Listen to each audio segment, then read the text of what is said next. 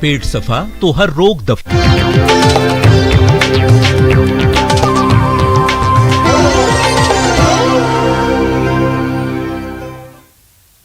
तो चलिए ब्रेक के बाद एक बार फिर से आपका स्वागत। और इसी बीच राजधानी जयपुर से बड़ी खबर मिल रही है। न्यायिक कर्मचारी सुभाष मेहरा की मौत मामले से जुड़ी इस वक्त की सबसे बड़ी अपडेट है। बांकरोटा थाने में आखिरकार कल देर रात को केस दर्ज कर लिया गया है। प्रदेश भर के न्यायिक कर्मचारी इसे लेकर प्रदर्शन कर रहे थे। हत्या और SC/ST की धाराओं में मुकदमा दर्ज हुआ है। SCP बगरू अनिल शर्मा को इस पूरे मामले की जांच सौंपी गई है। न्यायिक अधिकारी के खिलाफ मामला दर्ज किया गया है। सुभाष मेहरा की बहन आरती मेहरा और संगीता ने थाने में रिपोर्ट दी है। न्यायिक अधिकारी पर हत्या के आरोप लगाए गए हैं और इस पूरे मामले को लेकर अब पुलिस की जांच होगी। 9 नवंबर की रात को सुभाष मेहरा की संदिग्ध मौत हुई थी और इस मामले को लेकर के प्रदेश भर के न्यायिक कर्मचारी लगातार आंदोलन कर रहे हैं और ये मांग कर रहे थे कि इस पूरे मामले में केस दर्ज किया जाए, इस मौत का खुलासा किया जाए। हालांकि पुलिस ने अब तक की अपनी जांच में इसे सुसाइड करार दिया था, लेकिन परिजन और प्रदेश भर के न्यायिक कर्मचारियों की मांग है कि निष्पक्ष जांच हो। कृष्णचंद चलाना के घर में यह मौत हुई थी। ज्यादा जानकारी के साथ हमारे सहयोगी राकेश शर्मा राजधानी जयपुर से फोन लाइन पर। राकेश, आखिरकार न्यायिक कर्मचारियों के आंदोलन में जो मांग थी वो कहीं न कहीं अब उनकी मांग पूरी होते हुए नजर आई है कि अभी हालांकि लड़ाई इस पूरे मामले में लंबी हो सकती है, लेकिन बहरहाल अभी जानकारी आपके पास क्या है इससे जुड़ी? बिल्कुल, देखिए 1 महीने और 2 दिन बाद जब सुभाष मेहरा की मौत हुई थी, 10 नवंबर को मौत हुई थी और 11 दिसंबर को ये FIR दर्ज करना पुलिस ने स्वीकार किया है और इसमें न्यायिक अधिकारी SK चलाना है, उनके खिलाफ हत्या का मुकदमा 302 IPC एक्ट 302, 342, 370, 120B के तहत FIR दर्ज की गई है और इसमें SC/ST एक्ट के खिलाफ के तहत भी मुकदमा दर्ज किया गया है। यानी पुलिस ने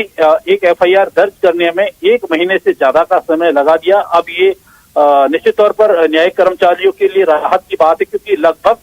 24 दिन से अदालतों में कामकाज ठप पड़ा था इस FIR को दर्ज करवाने के लिए, न्याय की मांग के लिए। तो अब पुलिस ने जो आरोपी अधिकारी है उसके खिलाफ मुकदमा दर्ज किया है और इसकी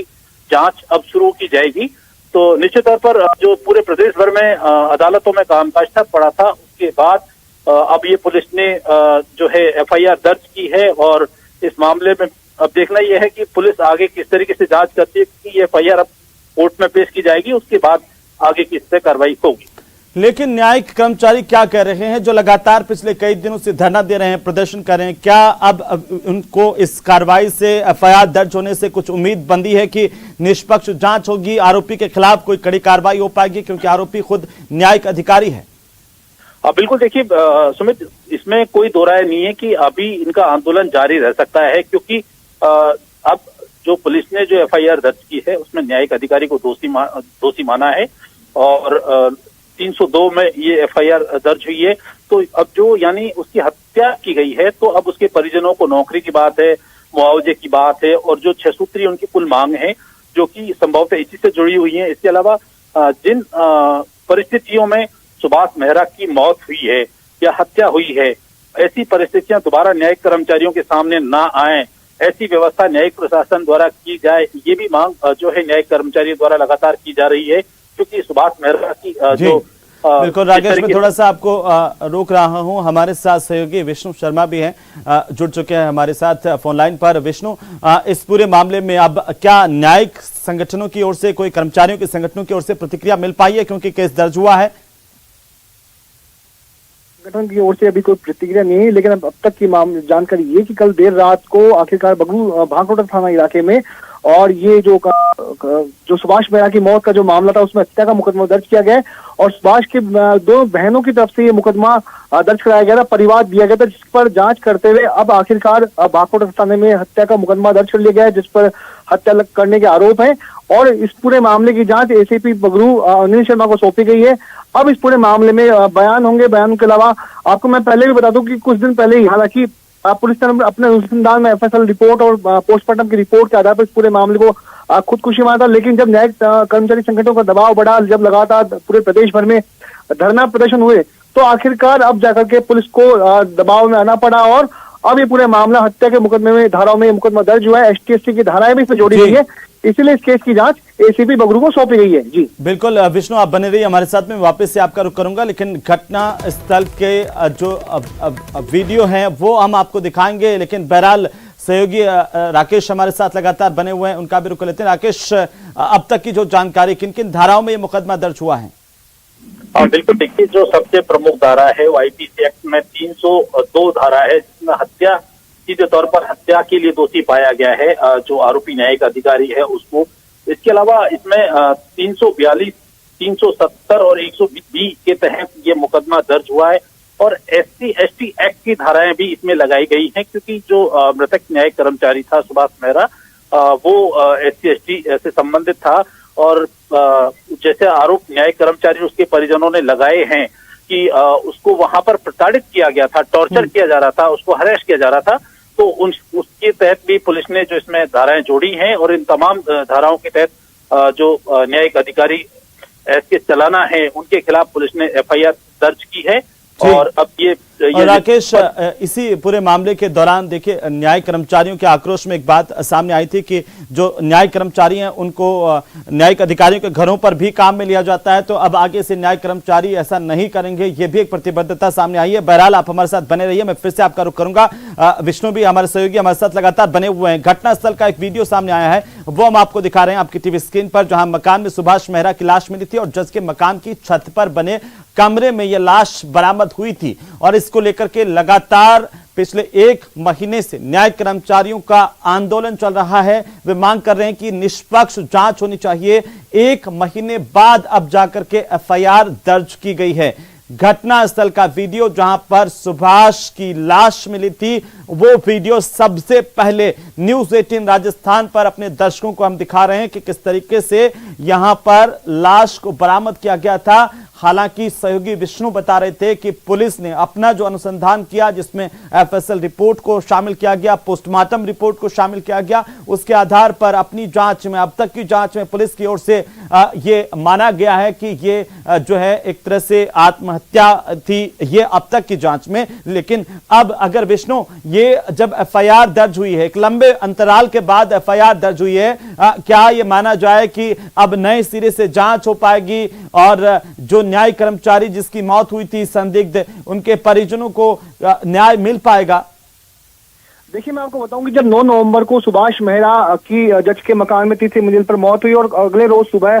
जब वो कमरे से बाहर नहीं आया, तब पुलिस को सूचना दी गई थी, जिसके बाद ACP बगरू अनिल शर्मा भागौड़ा थाना पुलिस मौके पर पहुंची थी और घर वालों को बुलाया गया। उसके बाद में दरवाजा तोड़ते, यानी जो वीडियो नजर आ रहा है उसमें भी यही है कि दरवाजा खोल करके और वे लोग अंदर गए, और उसके बाद जब कमरे में जाकर देखा तो सुभाष मेहरा मृत हालत में वहां पड़ा हुआ था। लेकिन मैं आपको बताऊं कि जब पुलिस ने शुरुआत में, क्योंकि मुकदमा दर्ज हुआ नहीं था, मुकदमा दर्ज किया भी नहीं गया था, ऐसे में 174 CRPC के में मर्ग दर्ज करके इस पूरे मामले में पुलिस ने जो पोस्टमार्टम करवाया उसमें प्राथमिक अनुसंधान SHO को दिया गया था, और SHO ने अपनी अनुसंधान में FSL की रिपोर्ट और जो पोस्टमार्टम रिपोर्ट सामने आई थी उस पर यह माना गया कि सुभाष ने खुद पर थिनर छिड़क करके खुद को आग लगाई है और खुदकुशी की। लेकिन खुदकुशी की वजह साफ पुलिस नहीं कर सकी थी कि क्या वजह रही खुदकुशी की। ऐसे में पूरा मामला संदिग्ध था। वहीं पर जो संगीता, जो कि सुभाष मेहरा की बहन है, उन्होंने जो कल एक रिपोर्ट दर्ज करवाई, जो परिवार दिया गया था जिसमें FIR दर्ज की गई हत्या की, उस FIR में ये आरोप लगाया गया है कि जज जो थे वो उसके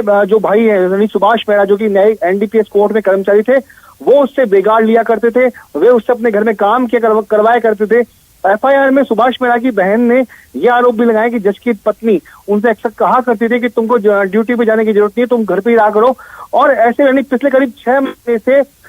उनके भाई सुभाष मेहरा को जज के घर पर मतलब बेकार करवाने की आरोप जो है सुभाष मेहरा की बहनों ने लगाए। तो ऐसे में पूरे मामले को वापस से एक सिरे से फिर से इस पूरे मामले की जांच जो है वो ACP बगरू करेंगे, इसमें जज के बयान भी लिए जाएंगे, और जो भी लोग उस वक्त वहां मौजूद थे FSL की वापस से एक बार जो टीम है वहां जाएगी। चूंकि अभी कुछ दिनों पहले एडिशनल DCP राम सिंह शेखावत, जो कि एडिशनल DCP वेस्ट है, वे घटनास्थल पर गए थे और आखिरकार पूरे मामले के अनुसंधान करने के बाद में दोबारा से अब ये मुकदमा कल दर्ज किया गया है। जी बिल्कुल विष्णु, एक देखिए गंभीर धाराओं में मुकदमा दर्ज हुआ है, भले ही देरी से मुकदमा दर्ज हुआ है, लेकिन 302, 342 आईपीसी की धारा 370 और 120 बी षड्यंत्र पूर्वक इस पूरे प्रकरण को अंजाम देना, ये गंभीर धाराओं के तहत मुकदमा दर्ज हुआ है। आपने जो आपराधिक वारदातें उनको बड़ी करीबी से देखा है, कई आपराधिक वारदातें आपकी निगाहों से होते हुए गुजरी है रिपोर्टिंग के दौरान। क्या इस पूरे मामले में कहीं ये एक लंबा वक्त जो एफआईआर दर्ज करने में लगा है, उसमें कुछ तथ्य प्रभावित हो सकते हैं अन्वेषण के दौरान? देखिए, अन्वेषण के दौरान मैं आपको बताऊं कि जब पुलिस टीम वहां पर पहुंची थी, और आप इस वीडियो में भी आप देख सकते हैं, यहाँ पर जो भी कुछ पुलिसकर्मी है वे अपने मोबाइल से वीडियो रिकॉर्डिंग कर रहे हैं कि बहुत लोग थे, मृतक के घर वाले भी थे, उसके अलावा कुछ मीडिया के जो लोग थे वे भी वहां मौजूद थे। तो अक्सर जब ये गेट को खोला जा रहा था तो वहां पर वीडियोग्राफी भी यानी लोग अपने मोबाइल पे भी कर रहे थे, और पुलिस की ओर से जो ऑथेंटिक जो वीडियोग्राफी है वो भी करवाई गई थी। तो ऐसे में कई जो चीजें हैं जो इस वक्त इस पूरे मामले में काम करेगी आने वाले वक्त के अंदर। उसके अलावा एफएसएल ने अपनी रिपोर्ट में क्या माना और पोस्टमार्टम रिपोर्ट ने अपने स्तर पर क्या माना कि मौत की खुदकुशी की वजह यानी जिसके जो मौत की वजह आ रही है कि किस तरह से मौत हुई, क्या घुटने से मौत हुई, और जो परिजनों को आरोप था कि सुभाष मेहरा के शरीर पर चाकू से घाव के निशान थे, तो क्या पोस्टमार्टम रिपोर्ट में चाकू के घाव के निशान आए हैं? इन सभी की फाइंडिंग और वापस से इस अनुसंधान में होगी। लेकिन चूंकि प्रदेश भर में लगातार बहुत बड़ा आंदोलन हो रहा था और न्यायिक कर्मचारी संगठन लगातार हत्या के मुकदमा दर्ज करने की मांग कर रहे थे, ऐसे में आखिरकार जयपुर की पुलिस को उठना पड़ा और ये मुकदमा अब दर्ज किया गया। अब आने वाले वक्त में ये देखा जाएगा अनुसंधान में, यानी जो ये मुकदमा दर्ज हुआ है उस अनुसंधान में क्या पुलिस इसे खुदकुशी मानती है या फिर इसको हत्या की धाराओं में जांच प्रमाणित मान करके जैसे खिलाफ कोर्ट में पुलिस के अधिकारियों से कोई आपकी बात हुई है? क्यों आखिरकार इतना एक लंबा वक्त लगा दिया गया परिजनों की तरफ से जब एफआईआर दर्ज करवाने की कोशिश इस पूरे मामले में, और पहले दिन से ही परिजन कह रहे थे कि यह संदिग्ध मौत है, हत्या है, और हत्या का उन्होंने आरोप लगाया था। प्रदेश भर के कर्मचारी लगातार आंदोलन कर रहे थे, कहा कि इस पर एक निष्पक्ष जांच तो होनी चाहिए। ऐसे में क्यों पुलिस की तरफ से ये ढिलाई हुई है, देरी की गई है, ये सवाल पूछा जाएगा पुलिस से। देखिए, मैं आपको बताता हूँ कि एक तरफ तो हालांकि राजस्थान में कहा जाता है कि आपकी एफआईआर आपके जाते ही दर्ज की जाएगी, यानी जीरो हमारे यहाँ पे नो टॉलरेंस की नीति अपनाते हुए कि भाई आपको जाएं आप और आपकी एफआईआर दर्ज की जाएगी। कोई किसी भी फरियादी को किसी भी रूप में आपको भटकना नहीं पड़ेगा एफआईआर दर्ज करवाने के लिए। लेकिन चूंकि इस पूरे मामले में जज का नाम सामने आ रहा था, जज के घर में सुभाष मेहरा की मौत हुई थी, ऐसे में पुलिस भी बैकफुट पर थी। और उसके अलावा कहीं ना कहीं जो न्यायिक जो कोर्ट का चूंकि मामला होता है, तो ऐसे में ये मुकदमा